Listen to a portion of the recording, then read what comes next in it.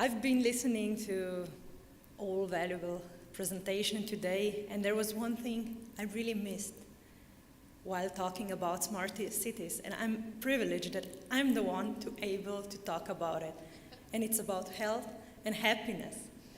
So, coming from the heart of Europe, from one of the greenest country, the cleanest country, and the healthiest country, I think I'm the right person here to present what we have done by combining ICT and the knowledge of preventive health into a solution that can help to the government, cities, insurance companies, and nonetheless to each and every individual to become healthier. And I would like to emphasize why it is important that smart cities also address the importance of health. So when we are talking about smart city, we know that it's not just about the infrastructure. If we want to really make sustainable economy, we also need to develop human potential. And how can we develop human potential? Definitely with addressing and providing the best infrastructure, but we need to educate people to approach to a healthier lifestyle, because we know what are the modern challenges nowadays. And that's why I've mentioned that we need to address people behaviors to help to create a city of well-being. So when we are talking about health and smart cities, we can talk about smart health. We can talk about smart lifestyle, about well-being, and about creating a smart people to use the ICT in a smart way. So how? The first question we need to ask ourselves, and I was pretty impressed by the speaker in front of me asking the cities what is important for them, and on the list of 10 things, there was no health. So what is affecting people's health and well-being nowadays? Plenty of things, but what is the saddest thing is that we know that 50% of healthcare costs would have gone tomorrow if people didn't smoke, if they would maintain proper body weight, if they would increase their sport activities, endurance, strength, and flexibility, if they would follow some common safe practices, and if they would develop a purpose and fun in their lives. So how? I know that's a $1 billion rupee question, but how to motivate people was our idea. So the first thing is for sure, what can government do? So this is my question for the government also, all around the world, help to support with initiatives, with awareness, and of course let's use the ICT because it can be efficient. What can organizations do to improve the health of their employees, and what can individuals do to become healthier? So even the OECD said that to redefine the growth narrative, to put people's well-being at the center of the government's efforts, to pay more attention about our happiness. And here is a strong role of ICT, and that's how we approached. We tried to connect through not a platform, but I would prefer to say an ecosystem, to connect citizens with government or the city, to connect employees with their human resource management by awareing them, educating people, guiding them and motivating them, with like an Internet of Things to collect all the useful data from the environment to help us to stay on the healthy track. To use, of course, the AI and predictive analytics, what my behavior can lead to. Is it a healthy one? Am I on the right track to maintain my health? And of course, to exchange those data between individuals and the government. And this is exactly what we did. Developed a platform for users that guides them, motivates them, and while giving back the most important and valued data that cities know how to react, where the need is. And this is what we can provide with a software like we develop.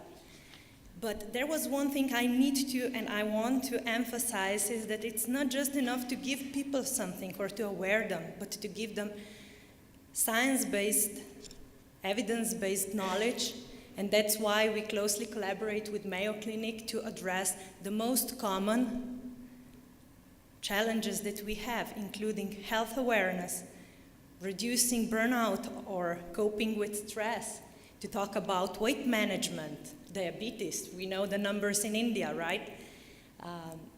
The sport program to fight a sedentary lifestyle, to improve the quality of our sleep. We know that the sleep is becoming the topic number one in the next decade on the field of well-being.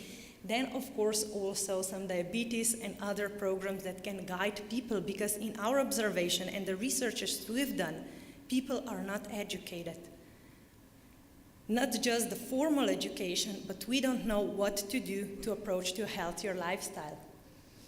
So, as I mentioned, not just the evidence-based knowledge, but we want to create an original programs that are validated by at least 3 physicians from the Mayo Clinic every 3 years, which means that if the data is not accurate, it's on us to change it and to follow the latest scientific research, but to put it in a common language that everybody can understand and can follow.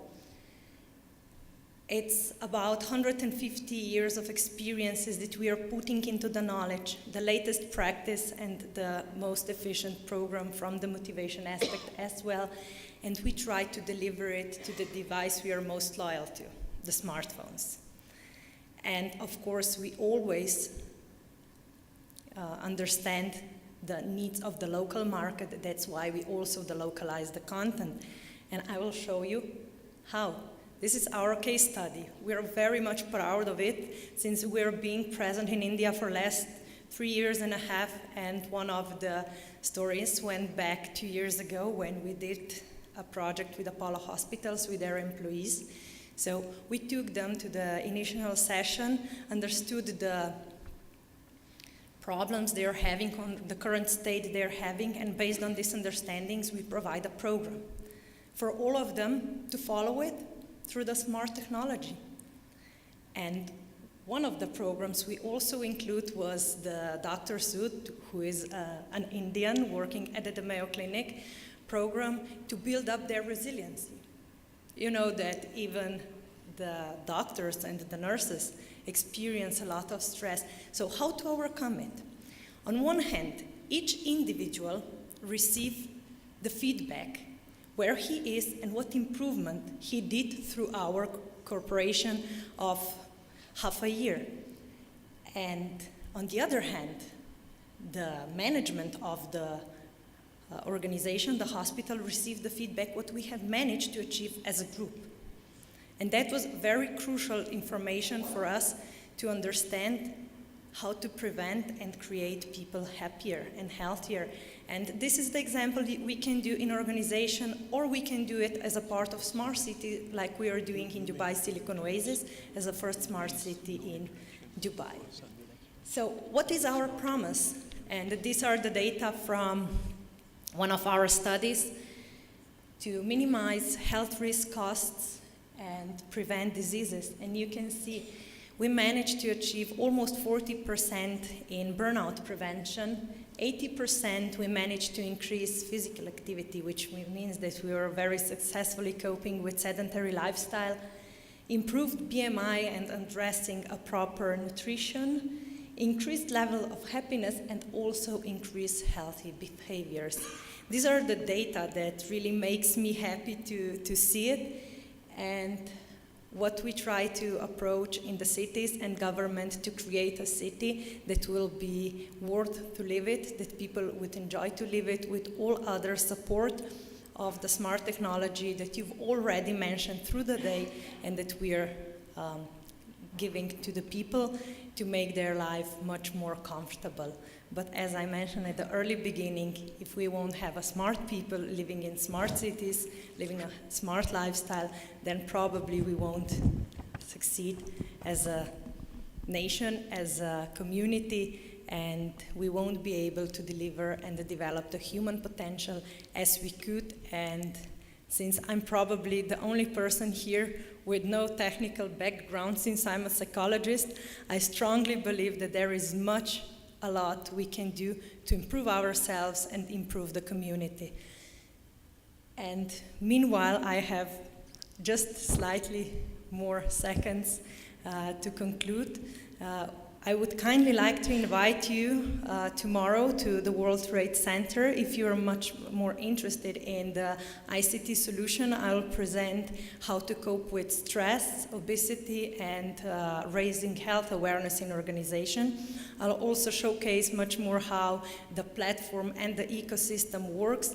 So if you're willing to come, please do let me know during the break time, and or to me or my colleagues, Mr. Uplaznik and Mr. Luca. You're more than welcome. And as I would like to conclude, we're starting at 3 tomorrow p.m. I would like to say thank you very much, and please, while we are doing as a smart cities, don't forget the health and happiness of the citizens living in the cities. Thank you. Thank you. Thank you very much, Eva.